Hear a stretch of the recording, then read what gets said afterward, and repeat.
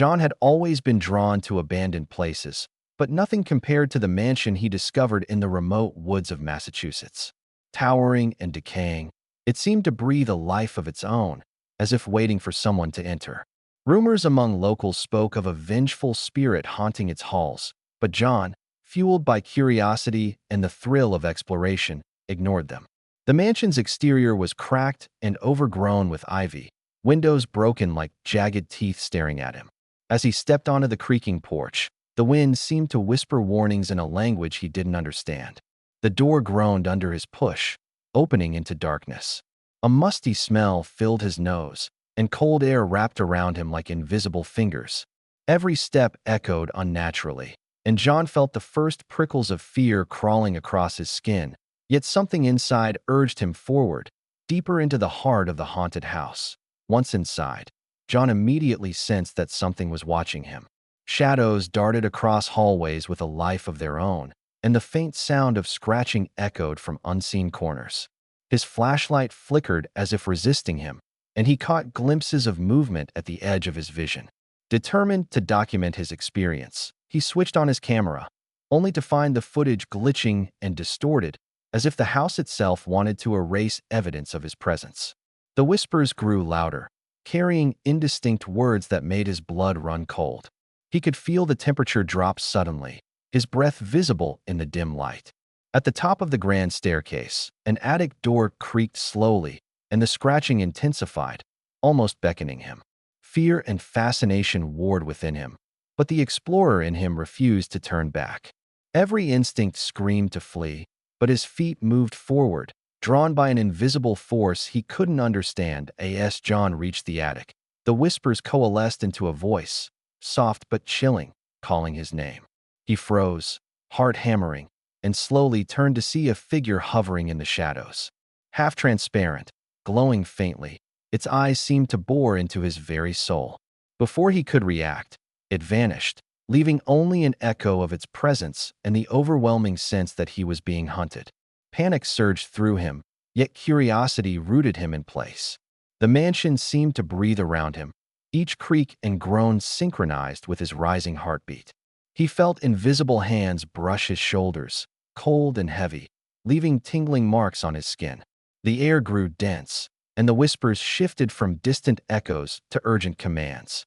Every hallway, every room, seemed alive, pulsating with malevolent energy. John realized that this was not just an empty house, but a living entity, aware of him, watching him, and possibly manipulating his every move. Trying to retreat, John ran toward the front door, but it refused to budge. Windows that once seemed accessible now held firm as if sealed by an unseen presence. The house had trapped him inside, and the sound of footsteps following him grew louder, though no one was visible. The whispers turned into angry murmurs, echoing through walls and floors, growing in intensity. Shadows began to shift and dance across the walls, some forming distorted faces that leered at him. John felt his heartbeat spike, panic threatening to overwhelm him, yet he pressed on, searching for an escape. Doors he had passed before now led to different rooms. Hallways twisted and looped back upon themselves, making the mansion feel infinite. Every attempt to flee seemed futile, as though the building itself wanted to consume him. The air felt heavier with each step, carrying a sense of dread that pressed against his chest like a physical weight. In desperation, John climbed the attic stairs once more, seeking answers among the forgotten remnants of the past. The attic was filled with dusty furniture, broken mirrors, and old portraits staring down with lifeless eyes. On a decaying table, he found a leather-bound journal belonging to the mansion's last owner. Its pages described encounters with a dark presence that claimed anyone who entered, feeding on fear and despair.